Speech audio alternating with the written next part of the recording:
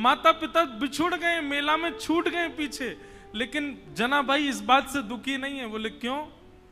बोले मेरे माता पिता तो विट्ठल रखुमाई है, मेरी बहन तो चंद्रभागा है। ये सब संत महापुरुष जो उछल उछल करके राम कृष्ण हरि कीर्तन कर रहे हैं, ये सब मेरे भाई बंधु हैं, यही मेरा परिवार है, मैं अब इन्हीं के बीच में रहूंगी। जनाबाई बताओ, बिछुड़ने पे प्रसन्न हो रही है, खो गई है मेले में, चंद्रभागा नदी के तट पर बैठी हैं। लेकिन एक दिन, 2 दिन, 3 दिन, 4 दिन बीत गए। बहुत भीड़ होने के कारण जनाबाई को ठाकुर जी का दर्शन नहीं हुआ। मंदिर में प्रवेश करती है, लेकिन सुबह से रात हो जाती है, खड़े खड़े मंदिर में जा ही नहीं पा रही जनाबाई। तब चंद्रभागा के तट पर जाकर के बैठी हैं और जाकर के अपने हृदय पर हाथ रख के कह रही, अरे मेरे बिट्ठोवा, अरे मेरे बिट्ठू राय, कब मिलोगे? तुम्हारे लिए सब छोड़ करके आ गई मैं। मीराबाई का भाव है ना, भाई छोड़या बंधु छोड़या, छोड़या जग सोए, साधुअन संग बैठ बैठ, साधुअन संग बैठ बैठ, लोक लाज खोई रे, मेरे तो गिरधर गोपाल दूसरो न कोई, दूसरो न कोई। सब छोड़ दिया मैंने विठोबा आपके लिए, और आप हो भीतर बैठे हो बस ऐसे कमर पे हाथ धर के, मुझे दर्शन ही नहीं दे रहे हो। बंधुओं, धाम की कृपा का अनुभव करना हो ना, तो धाम में विराजमान जो छोटे छोटे तीर्थ हैं, जैसे अब पंढरपुर का मुख्य तीर्थ क्या है? पंडरीनाथ भगवान का मंदिर, लेकिन वहां तो सबकी भीड़ लगी है, सबको दर्शन हो जाए सुलभ नहीं। तो जब तक पंडरीनाथ भगवान दर्शन नहीं दे रहे, ये आसपास छोटे छोटे तीर्थ जो हैं, यहां जा जा करके दर्शन करो। चंद्रभागा जी से प्रणाम करो, गोपालपुर में जाकर के प्रणाम करो, और बाहर पंडरीनाथ भगवान के मंदिर के सामने नीचे चंद्रभागा जी के तट पर पुंडलीक का स्थान है, वहां प्रणाम करो। ये विष्णुपदी जाकर के प्रणाम करो। पंढरपुर की 2-2.5 किलोमीटर की परिक्रमा, वो परिक्रमा कर, प्रदक्षिणा करके प्रणाम करो। ये छोटे तीर्थों से प्रणाम करके कहो कि आप पंडरीनाथ जी को कहो ना कि हमको दर्शन दें। मूल और वास्तविक दर्शन की विधा तो यही है। ये छोटे तीर्थ इसीलिए बनाए कि भाई इनको रिझाओ, तो ये अप्रोच लगाएंगे ऊपर की भाई इसको दर्शन दो, तब आपको दर्शन होगा ठाकुर जी का। अब हम तो ज्यादा ही बड़े लोग बन गए ना, वीवीआईपी घुस जाते हैं भीतर, लेकिन मूल उद्देश्य, मूल तरीका तो यही होना चाहिए। छोटे छोटे तीर्थों में जाकर के वंदन करो, उनकी कृपा से ठाकुर जी का दर्शन हो। हमारे वृंदावन में श्री यमुना जी से प्रार्थना करो, ब्रजवासियों से प्रार्थना करो, रज से प्रार्थना करो, तब बिहारी जी का दर्शन होगा। तो जनाबाई बैठी हैं और चंद्रभागा जी के तट पर बैठी बैठी रुदन कर रही हैं कि हे विठोबा कब मिलोगे, हे विठुराय कब मिलोगे। तभी उनके रुदन के स्वर को एक महापुरुष ने सुना। बहुत ध्यान से सुनो। और वो महापुरुष कौन है? श्री नामदेव जी के पिताजी। उन्होंने जब सुना तो कहा, लाली हम तुझे दर्शन कराएंगे, जब तक तू चल हमारे घर ही चल, वहां रह के कुछ खान पान करना, भोजन इत्यादि कर लेना, अच्छा सुख मिलेगा। जनाबाई उनके साथ चली गई घर। वहां पर नामदेव जी महाराज और बड़े बड़े कीर्तनकार कीर्तन कर रहे थे। कीर्तन में बढ़िया मृदंग बज रही है, कांसे बज रहे हैं, बालक सब वारकरी बालक जैसे कीर्तन करते हैं। अब ये सोचो कि नामदेव जी महाराज आदि के समय पर कीर्तन जो होता था उसकी एक बिंदु है ये, वो कीर्तन कैसा रहता होगा। एक जगह वर्णन आता है प्रसंग में, एक बार नामदेव जी का कीर्तन चल रहा था, तो कीर्तन की ध्वनि पंडरीनाथ भगवान को सुनाई देने लगी। तो पंडरीनाथ भगवान रुक्मणी जी से बोले सुनो मेरा मन नहीं लग रहा अब यहां पर। रुक्मणी जी बोली क्या करना है? बोले मैं जा रहा हूं कीर्तन में। बोले इतने लोग जो दर्शन के लिए आ रहे हैं ये, बोले अब इनको आप संभाल लो, लेकिन मुझे बहुत जोर से मन कर रहा है कीर्तन में जाने का, मुझसे रुका ही नहीं जा रहा, मैं जा रहा हूं नामदेव जी के कीर्तन में।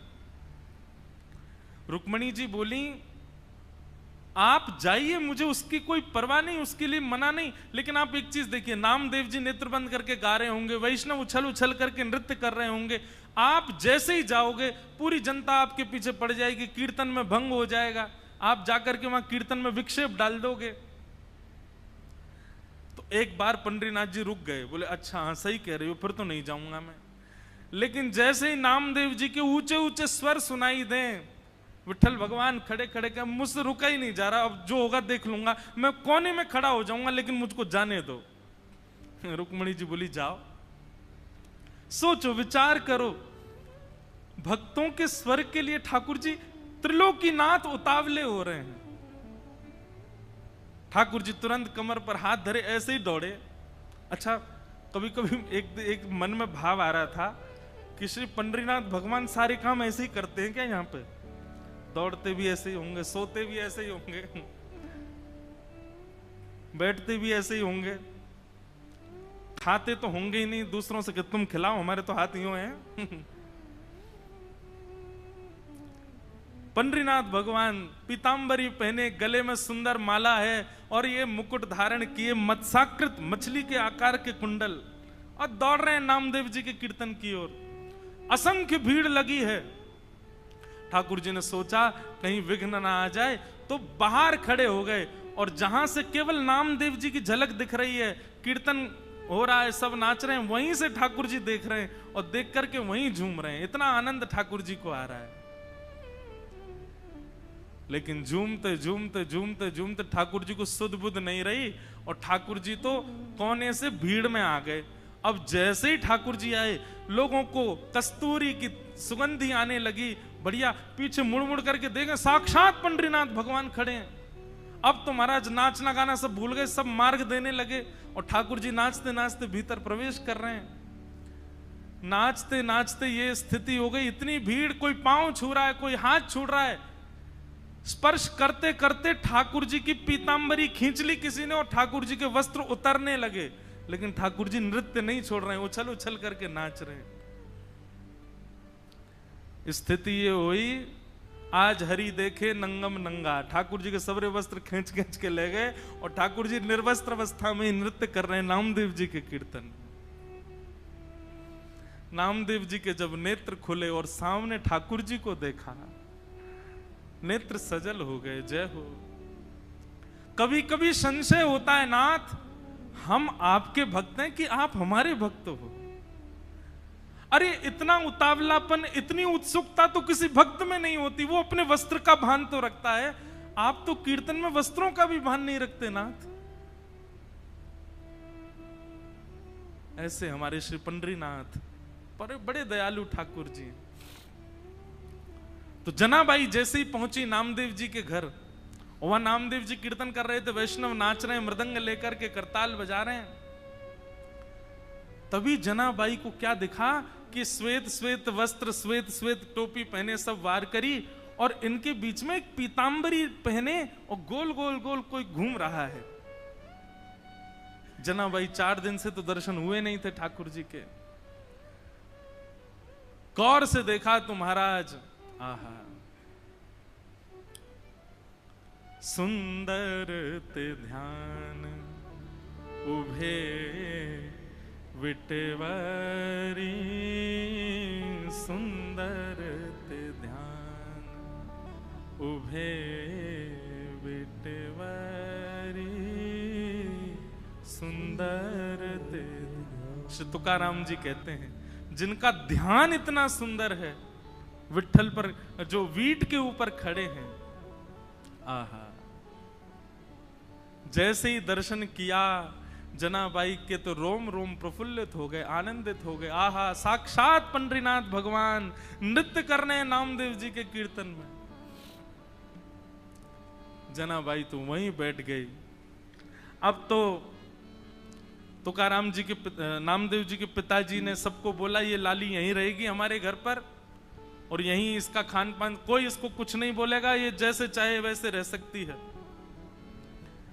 जनाबाई छोटी सी हैं, पूरे दिन केवल उनको एक ही प्रतीक्षा रहती थी, कब कीर्तन हो, कब विट्ठल आएंगे, मैं उनका दर्शन करूंगी। और किसी को दर्शन नहीं होते, जनाबाई को होते थे। नामदेव जी कीर्तन करते और जैसे ही विट्ठल आते, नामदेव जी जनाबाई उछलने लग जाती, विठोबा आ गए, विठोबा आ गए। सब जनाबाई को देखते, छोटी बालिका है ऐसा सोच करके अनसुना कर देते, लेकिन उनको तो प्रत्यक्ष दिखते थे ठाकुर जी। सब लोग दर्शन करने के लिए जाते थे, जनाबाई को कहते थे तुम चलो साथ में।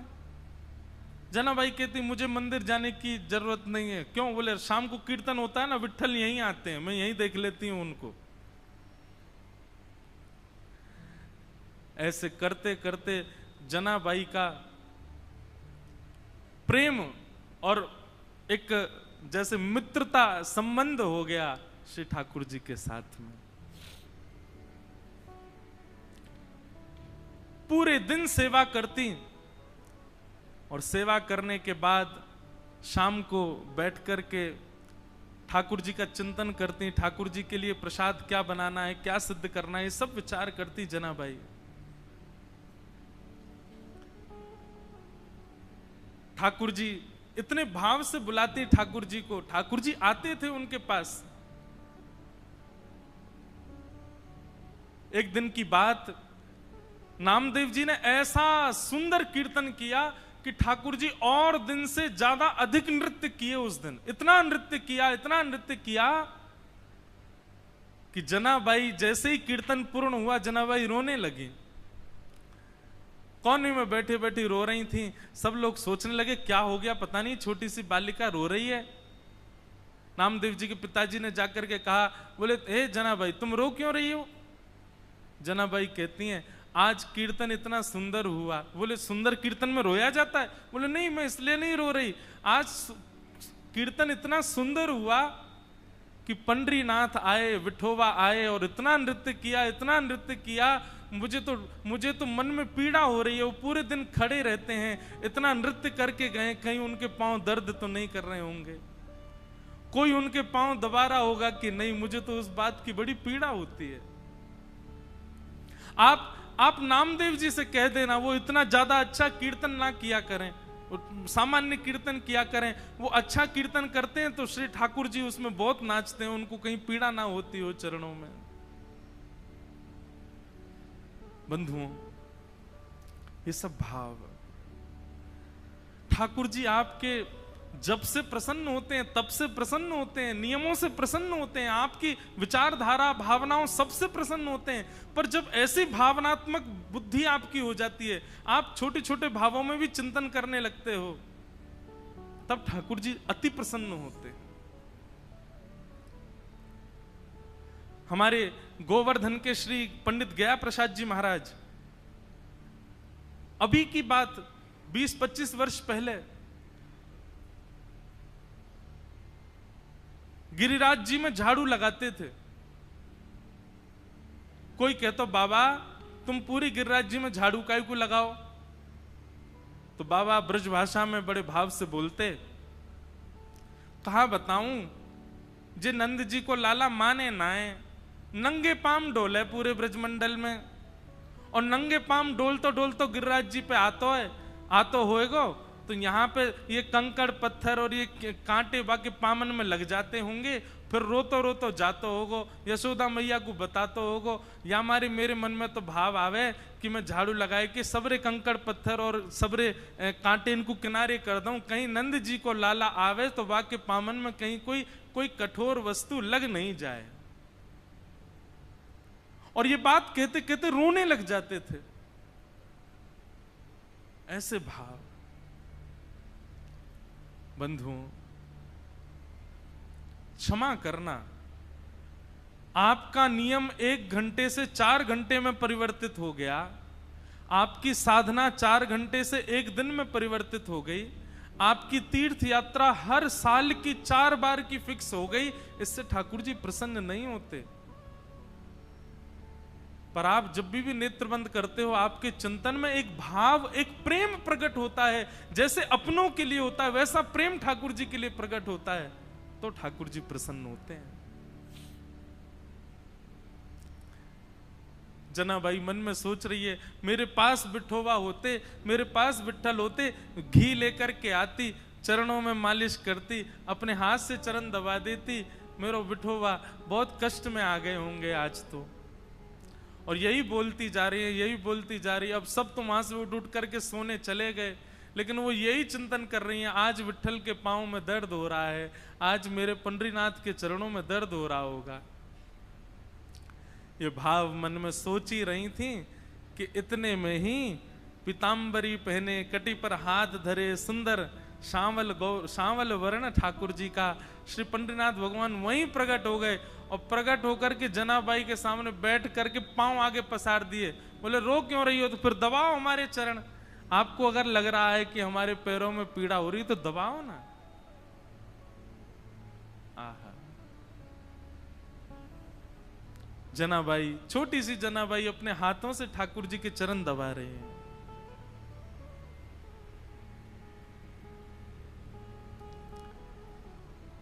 चरण दबाती जा रही हैं और मुखमंडल के रूप को देखती जा रही हैं, कैसा स्वरूप है श्री ठाकुर जी का। अब छोटी सी बालिका, और क्या कोई वेद मंत्र तो आते नहीं उनको, कोई शास्त्रों की बात तो आती नहीं, ठाकुर जी से पूछे। पैर दबाते दबाते जनाबाई पूछ रही है, भोजन किया आपने? ठाकुर जी बोले हाँ किया। तो क्या पाया? बता दिया जो भी बनता है। अब मंदिर में जो भी बनता, मुझे तो पता नहीं क्या बनाते हैं, मंदिर में जो भी बनता ठाकुर जी बताए। बोले इसकी सब्जी बनी थी, जे चावल बने थे, रोटी बनी थी और पूरन पोली बनी थी, और यही बनती है महाराष्ट्र में। और क्या बनता है? पूरन पोली है। और क्या बनता है? अब हमको कोई बना के खिला ही नहीं रहा तो हमको पता कैसे चले। हम तो अपने महाराज संग लेके आए, बेचारे वो रोज दाल चावल रोटी सब्जी बना देते, वही पाले रहे हैं। ठाकुर जी ने बताया, बोले पूरन पोली बनी, ये सब्जी बनी, चावल बने, ये सब पाया मैंने। जनाबाई पैर दबाते दबाते, अच्छा कल क्या पाया था? ठाकुर जी बोले यही पाया था। बोले जो आज पाया वही कल पाया? बोले हाँ यही पाया था। अच्छा तो परसों क्या पाया? ठाकुर जी बोले परसों भी यही पाया था। और 4 दिन पहले क्या पाया था? ठाकुर जी बोले यही बनता है, ये लोग मुझको यही देते हैं और कुछ नहीं देते, इनका फिक्स है, ये वही बनाते हैं वही खिलाते हैं मेरे को। इनका मंदिरों में नियम थोड़ी बदलता है, जो सब्जी है, जो दाल है, जो वही बनता है, रोज वही खिलाते ठाकुर जी को। जनाबाई बोली आप रोज रोज एक ही भाव खाते हो, मन नहीं भरता आपका? ठाकुर जी बोले भरता तो है, पर ठीक है कोई बात नहीं, भाव से बनाते हैं तो पाता हूं। जनाबाई बोली मैं कुछ नया बना के पवाऊं तो? ठाकुर जी बोले तुम बनाओगी? बोले अभी बना के लाऊं, आप बस बैठो मैं लेके आती हूं। जनाबाई रात में ही गई, महाराज सुंदर रसोई सिद्ध करी, सुंदर नए नए पकवान बनाए, नई नई सामग्री बनाई, और सामग्री बना के थाल में सजा। आधी रात सब सोए हैं पंढरपुर में, और वहां गोपालपुर के ऊपर के स्थान आज हम गए थे तो वहीं के चिंतन आ रहा है। वहां ठाकुर जी बैठे हैं, ठंडी ठंडी हवा चल रही है, और जनाबाई ने लाके थाली सामने रख दी। ठाकुर जी को कहा पाओ। ठाकुर जी पा रहे हैं प्रेम से, वो बड़ा सिर हिला हिला करके, चटकारे मार मार करके पा रहे हैं। बोले आहा आज तो नया नया भोजन मिला है। हाँ जनाबाई तेने तो आज आनंद कर दिया, इतना सुंदर भोजन बनाया। बीच बीच में ठाकुर जी इतनी जल्दी खाते हैं कि अपने वस्त्रों पर गिरा देते हैं। तो जनाबाई कहती है अरे आराम से खाओ, कहाँ जाना है? बोले तुमको क्या पता, अभी 3:30 बजे मंगला आरती होनी है, मुझे पहुंचना है अभी वहां पर। ठाकुर जी प्रेम से पा रहे हैं। बीच बीच में जनाबाई का इच्छा होती है, मन होती है कि मैं खिला दूं एक ग्रास, लेकिन अभी भय लग रहा है मन में कि कहीं मैंने कहीं हाथ बढ़ा दिया तो कहीं ठाकुर जी नाराज तो नहीं हो जाएंगे। ठाकुर जी ने प्रसाद पाया, बोले जनाबाई कल फिर आऊंगा, बढ़िया बना के रखना कुछ अच्छा, फिर पाऊंगा कल, अभी जाता हूं, हाँ मंगला की समय हो गई। ठाकुर जी दौड़े आए, सीधे महाराज घंटे घड़ियाल बजने लगे और मंगला आरती शुरू। 3:30-4 बजे से ही ठाकुर जी का अभिषेक होने लगा। 1 दिन 2 दिन 3 दिन 4 दिन 5 दिन बीत गए, रोज ठाकुर जी रात में चले जाते हैं और प्रसाद पाके आते हैं। रुक्मणी जी आई एक दिन मंदिर में, और यहां बस शयन की तैयारी हो रही थी। रुक्मणी जी आकर के बोली, वो भी ऐसी खड़ी हैं, ऐसी बोली होंगी, कहां जाते हो आप रात को? ये इतनी रात को कहां जाते हो आप, सही सही बताना। ठाकुर जी बोले, गोपालपुर जाता हूं, वहां पर एक मेरी भक्त है जनाबाई, ये मंदिर में तो रोज एक सा ही बना देते हैं, वहां पे बड़ा नया नया बनाती है, वो खाने में बहुत सुख मिलता है, वहां जाता हूं भोजन करने। रुक्मणी जी बोली, अच्छा इतना अच्छा भोजन बनता है कि रोज जाते हो? बोला हाँ, वो बड़े भाव से बनाती है। रुक्मणी जी बोली, हमको भी ले चलो, हमको भी खिला लाओ। ठाकुर जी बोले, लेके चलूंगा लेकिन खिलाऊंगा नहीं, खाऊंगा तो अकेला मैं। वो छोटी सी है, छोटे छोटे उसके हाथ हैं, वो छोटे छोटे हाथ से थोड़ी सी दाल बनाती है, थोड़ी सी सब्जी बनाती है, एक ही पूरन पूली बना पाती बेचारी। और तुम चलोगी, तुम्हारा भी पेट मेरा भी पेट, उसको बहुत श्रम हो जाएगा, उसको इतना नहीं बनवाना भोजन। चलो साथ में, लेकिन दूर खड़ी रहना, देखती रहना, और बीच में भी मत आना, वो सहजता उसकी खत्म हो जाएगी, वो तुमको देख के फिर बनावटी बात करेगी। रुक्मणी जी बोली, ले चलो, कुछ खिलाना नहीं, नहीं आऊंगी बीच में, लेकिन ले तो चलो, मैं भी तो देखूं ऐसा क्या, ऐसा उसका क्या भाग्य कि पंडरीनाथ रात में जाते हैं। रुक्मणी जी गई हैं, दूर खड़ी देख रही हैं, जनाबाई थाल लेकर के आई है, ठाकुर जी प्रेम से पा रहे हैं। ठाकुर जी पाते, आज ही जनाबाई के मन में आया, बोले आज तो मैं अपने हाथ से खिला के मानूंगी, रोज तो ये मैं डर के मारे नहीं खिला पाती। ठाकुर जी जिम रहे थे बढ़िया प्रेम से, और चटकारे अपनी उंगलियां चाट चाट करके, बढ़िया, आहा बहुत अच्छा बना है। दूर खड़ी रुक्मणी जी के नेत्र सजल हो रहे हैं, ये सौभाग्य तो मुझे भी नहीं मिला कभी, जैसा सौभाग्य जनाबाई को दे रहे हैं। बीच में जनाबाई के मन में भाव आया, आज तो मुझे खिलाना ही है, तभी एक सामग्री उठाकर जनाबाई कहती, बिठोबा ये तो पाओ, और ऐसे खाने में तल्लीन थे ठाकुर जी। ठाकुर जी ने भी विचार नहीं किया, ठाकुर जी ने भी मुख खोल दिया, हाँ खिलाओ। और जनाबाई ने जैसे ही अपना मुख अपने हस्त कमल से सामग्री ठाकुर जी के मुख में दी है, जनाबाई का हाथ वहीं रुक गया, ठाकुर जी का मुख वहीं रुक गया, दोनों के नेत्र सजल। और दूर खड़ी रुक्मणी जी भी कह रहे हैं, धन्य है जनाबाई, धन्य है, इनका सौभाग्य देखो, ठाकुर जी साक्षात इनके हाथों से पा रहे हैं।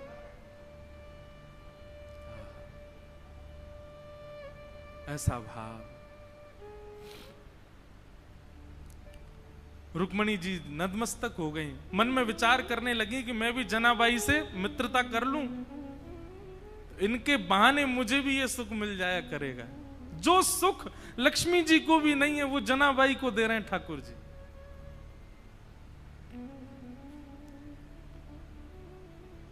ठाकुर जी नित्य जाते हैं, रात भर जनाबाई के पास रहते हैं और कुछ नहीं करते, जनाबाई अपना काम करती रहती है, ठाकुर जी बैठे बैठे देखते रहते हैं।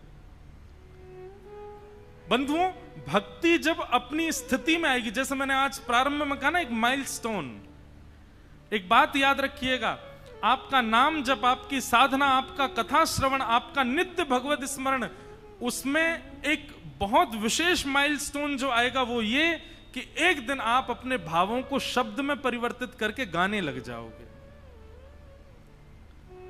माफ कीजिएगा, क्षमा कीजिएगा, लेकिन अभी भक्ति में गायन प्रारंभ नहीं हुआ, भक्ति में लिखना प्रारंभ नहीं हुआ, भक्ति में शब्दों में पिरो करके उन भावों को पदावली के रूप में करने का प्रारंभ नहीं हुआ, तो अभी आप उस माइलस्टोन पर पहुंच नहीं पाए हो। बात समझ रहे हैं ना मेरी?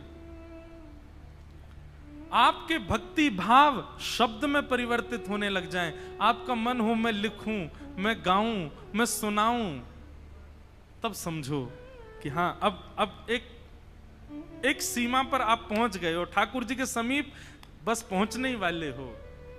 हम एक बात कथा में कहते हैं, जिसने भी पाया गा करके ही पाया, बिना गाए किसी ने नहीं पाया।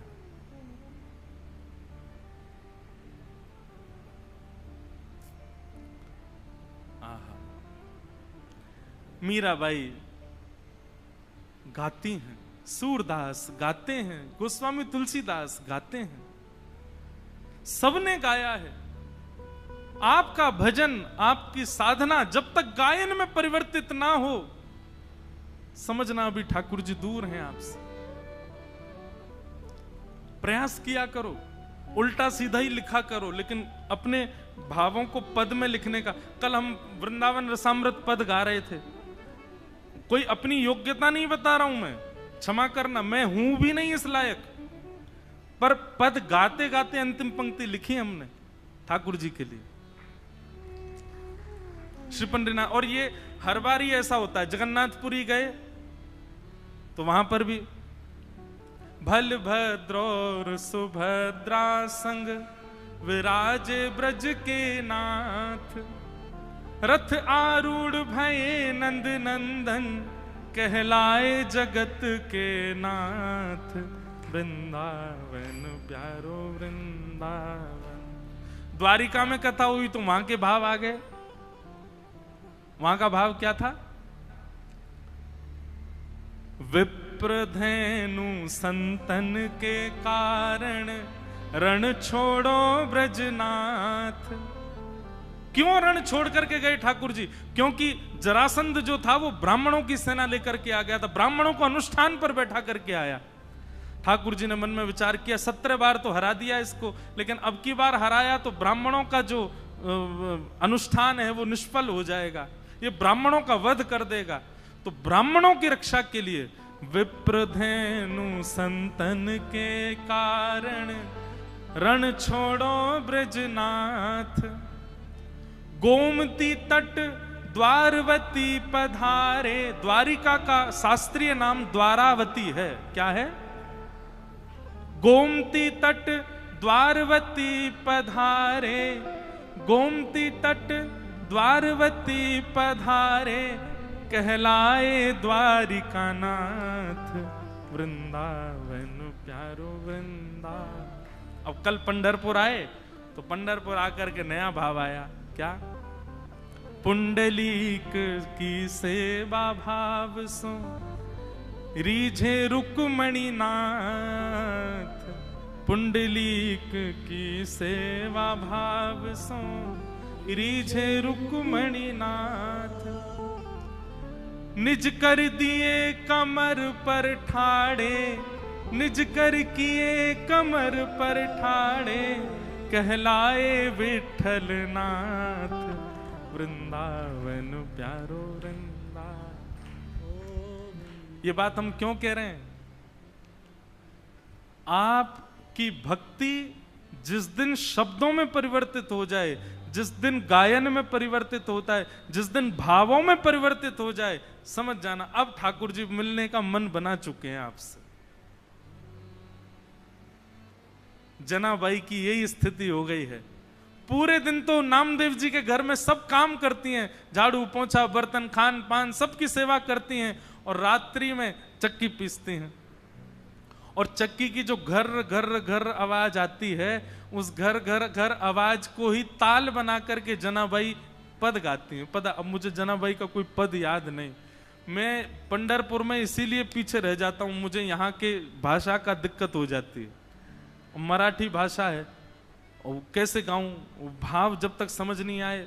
आज 2 बालिकाएं हैं, वो इतना सुंदर गाती हैं, रोज ठाकुर जी को आके सुनाती हैं। और मैं उनसे सुनता तो हूं, फिर मैं पूछता हूं इसका अर्थ क्या है, फिर अर्थ सोच करके सोचता हूं अब मैं गाऊंगा, लेकिन वो शब्द मुझे नहीं बैठ पाते बढ़िया से जुबान पे। तो जनाबाई पद गा रही थी आज, और महाराज ध्यान से सुनिएगा सब लोग, जनाबाई पद गा रही थी और इतने में ठाकुर जी आ गए। और ठाकुर जी आकर के मानो पीछे खंबे से टेक लगा करके और नेत्र बंद करके बड़े भाव से सुन रहे हैं जनाबाई के भाव। और केवल इतना ही नहीं, ठाकुर जी ने तुरंत कलम निकाली और पत्र निकाला, लिखने लगे जनाबाई के भावों को। बताओ, दुनिया गाती है, आप लिखते हो, जनाबाई गा रही है, ठाकुर जी लिख रहे हैं उसके पदों को। कितना सुंदर भाव। जनाबाई का भाव जैसे ही पूर्ण होवे, ठाकुर जी कहें और सुनाओ ना, अभी क्यों नहीं गा रही हो, और कुछ गाओ ना, इतना बढ़िया गा रही हो।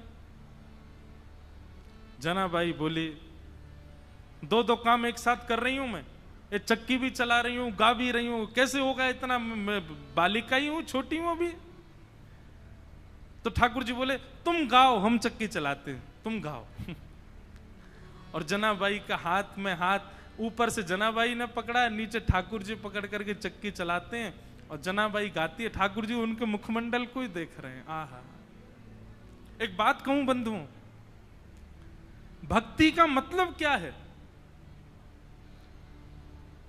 प्रारंभ हो तो आप ठाकुर जी के पीछे पड़े रहो, लेकिन स्थिति ऐसी आवे एक दिन कि ठाकुर जी आपके पीछे पड़े रहे। ये समझो भक्ति है। आप ही उनके पीछे पड़े हो और वो उनको कोई फर्क नहीं पड़ रहा है, तो फिर ये भक्ति नहीं है, ये समझो एक तरफा प्रेम है आपका। स्थिति ऐसी हो जाए महाराज कि ठाकुर जी आपके बगैर नहीं रह पाए, ठाकुर जी को आपके बिना राजी नहीं हो, ठाकुर जी को आपके बिना व्याकुलता हो जाए, ठाकुर जी को जब तक आपकी थाली, अब कितने भी भक्तों को देखो, वहां कर्मा बाई बिना नहाए धोए खिचड़ी बनाती है, ठाकुर जी दौड़ करके आते उनकी खिचड़ी पाने। भक्ति का मूल रूप यही है कि आप ठाकुर जी का भजन करो, लेकिन एक स्थिति ऐसी आवे कि मेरा सुमिरन हरि करे, मेरी स्मृति ठाकुर जी कर रहे हैं, मेरे स्मरण में ठाकुर जी हैं।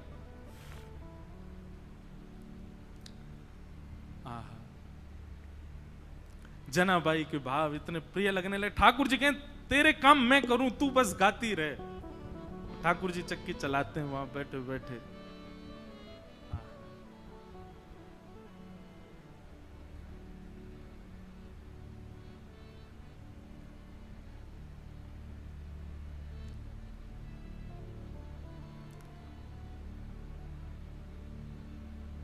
एक दिन जनाबाई बोली, ठाकुर जी आप चक्की चलाते हो, पर आप इतने आभूषण पहन के रखते हो कि कोई आभूषण आपके कभी टूट जाए, कोई आभूषण आपकी चक्की से टकराते रहते हैं, इतनी आवाज होती है, मुझे तो भय लगता है कोई रात में आ ना जाए।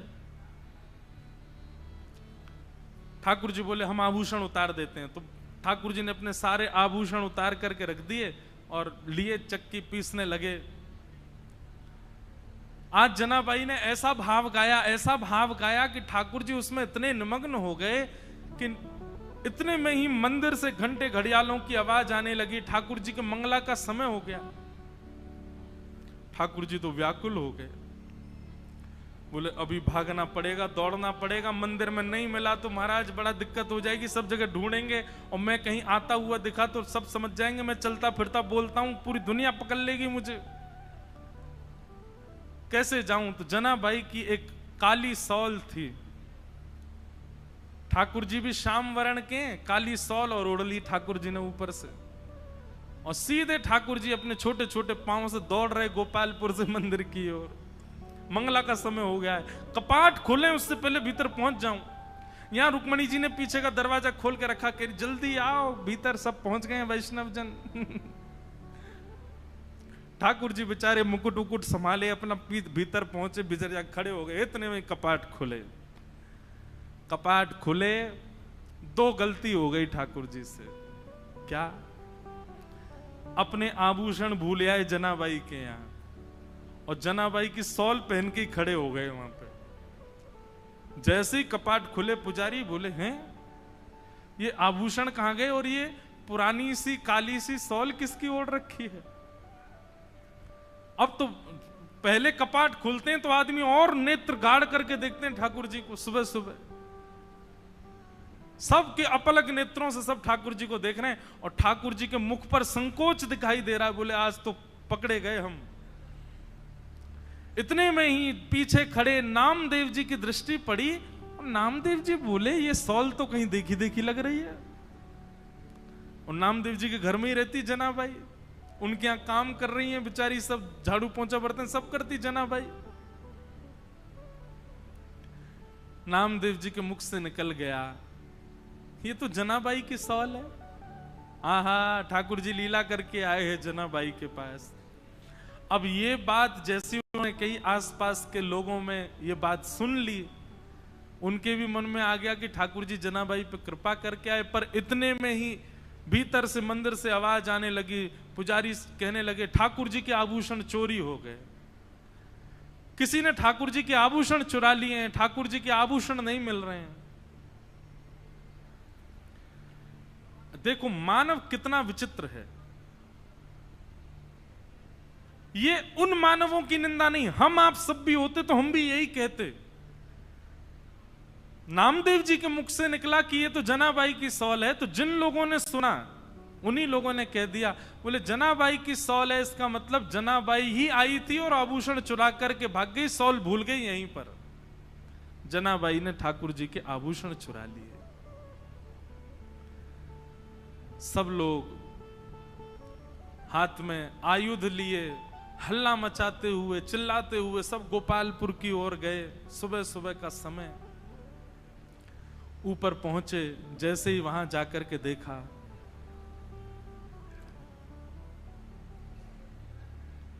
जनाबाई कहां है, बाहर आओ। जनाबाई निकल करके आई, क्या बात है, क्यों चिल्ला रहे हैं आप लोग? बोले तुमने ठाकुर जी के आभूषण चुराए। जनाबाई बोली मैं क्यों चुराऊंगी आभूषण? बोले तलाशी दिलाओ। जैसे ही जनाबाई के स्थान को देखने लगे, वहीं ठाकुर जी के आभूषण मिल गए। बंधुओं,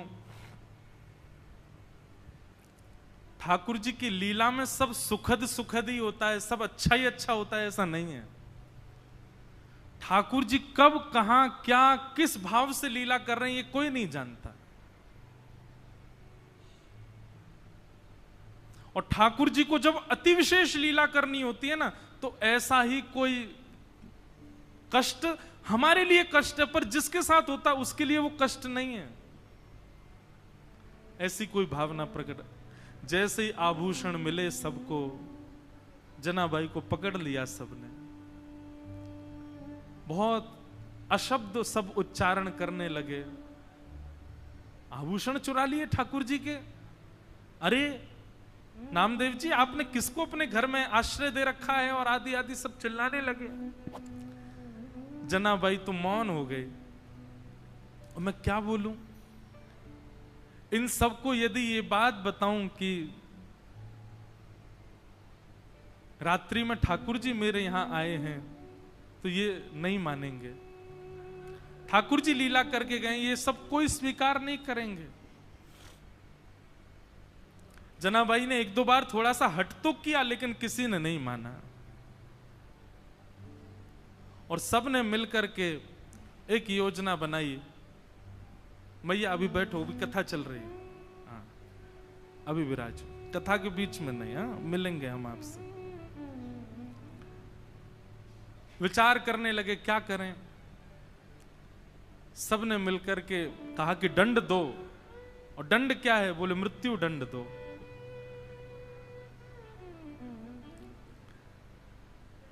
नामदेव जी मनी मन समझ गए कि ठाकुर जी अब जनाबाई को अपने अंतरंग लीला में प्रवेश देना चाह रहे हैं, इसीलिए लीला चल रही है। समाज के लोग उनके भाव को नहीं समझ पा रहे थे। ये संसार का एक नियम है कि जब मूल व्यक्ति हमारे सन्मुख होता है, तब हम उसके भाव को नहीं समझ पाते। आज उन्हीं जनाबाई को पूरा विश्व पूज रहा है। पंढरपुर आने वाला हर वैष्णव प्रणाम कर रहा है। एक सूली लगा दी गई, जनाबाई को खड़ा कर दिया उसमें, परंतु श्री पंडरीनाथ भगवान ऐसा होने तो नहीं देते। देखते ही देखते जो सूली बनाई गई थी वो जल के आकृति में परिवर्तित हो गई और श्री जनाबाई ठाकुर जी में ही विलीन हो गए, ठाकुर जी में ही उनका समावेश हो गया। सब ढूंढने लगे, खोजने लगे, जनाबाई कहां है, जनाबाई कहां है। कई लोगों को आत्मग्लानि होने लगी, अपने आप को कोसने लगे, हमने क्या किया, एक परम भक्ता वैष्णवी जनाबाई के साथ ऐसा किया। पर अब कहां जनाबाई मिलने वाली हैं, वो तो श्री विट्ठल के साथ में हैं, विट्ठल के अंतरंग भाव में प्रवेश कर गए। ऐसी भक्तिमती जनाबाई, जिनके साथ इतनी लीला, इतनी कृपा श्री पंडरीनाथ भगवान ने की।